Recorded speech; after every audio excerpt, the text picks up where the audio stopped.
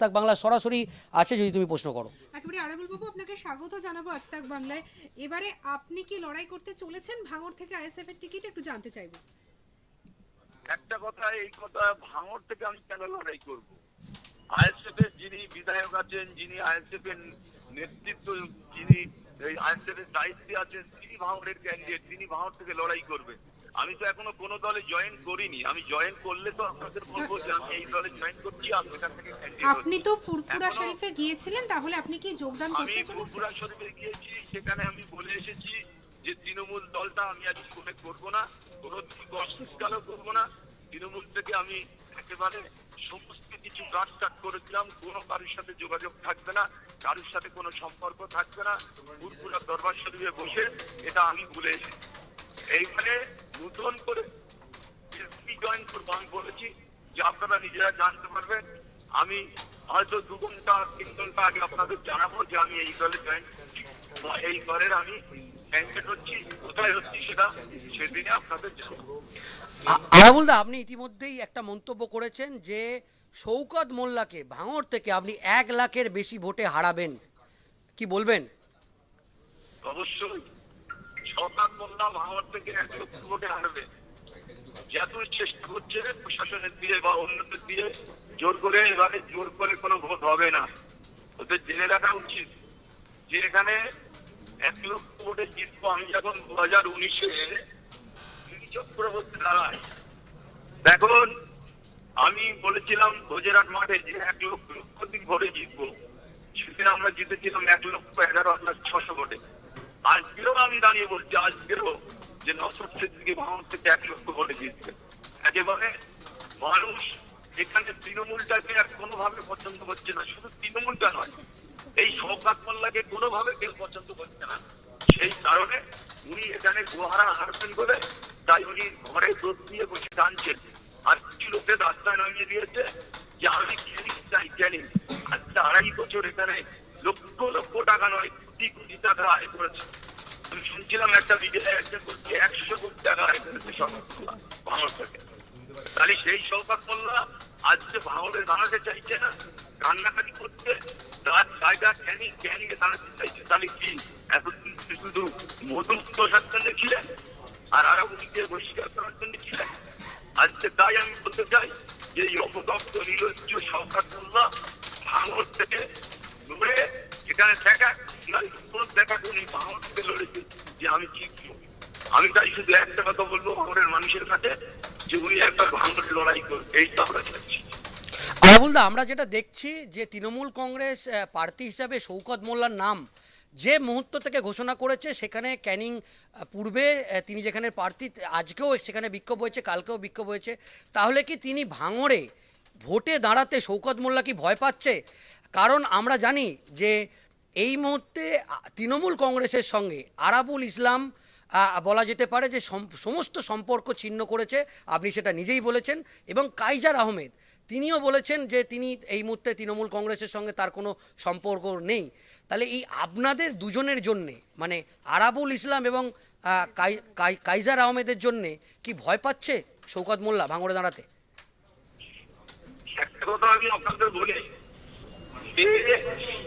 তৃণমূল যারা করে, আজকে আমার বাড়িতে এসেছিল বেশ কিছু লোক, একটা বুথে 100 জন তৃণমূল কংগ্রেস রিজাইন করে আইএসএল এ যোগ দিতে চাইছে। তারা প্রতিটা অঞ্চলে 500 জনের তৃণমূল কংগ্রেসের কর্মীরা তারা কিন্তু আইএসএল এ যোগ দিতে চাইছে নওশাদ সিদ্দিকীর হাত ধরে।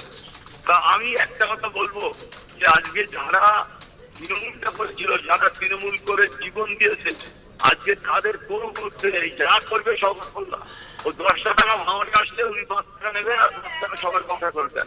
উনি হচ্ছেন শওকত মোল্লা। তাই যে গোটা ওনার সাথে ঘুরে বেড়াচ্ছে, ওই 50-60 জন লোক সারা ভাঙড়ি করে 4-5 লোক নেই।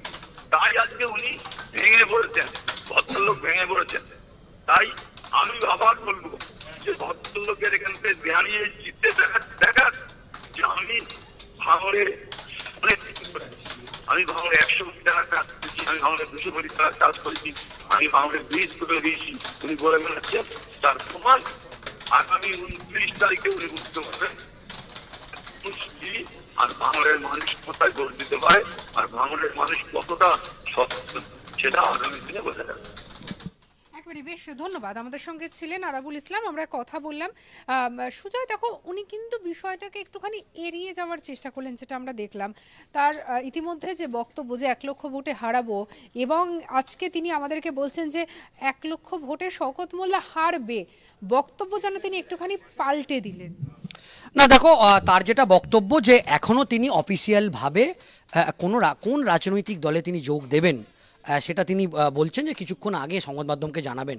তবে যে তার সঙ্গে যে তৃণমূলের একটা দূরত্ব তৈরি হয়েছে বা তিনি তৃণমূল থেকে মানে তৃণমূলের সঙ্গে তার এই মুহূর্তে কোনো কাজ করবে না, সেটা তিনি নিজের মুখেই বলেছেন।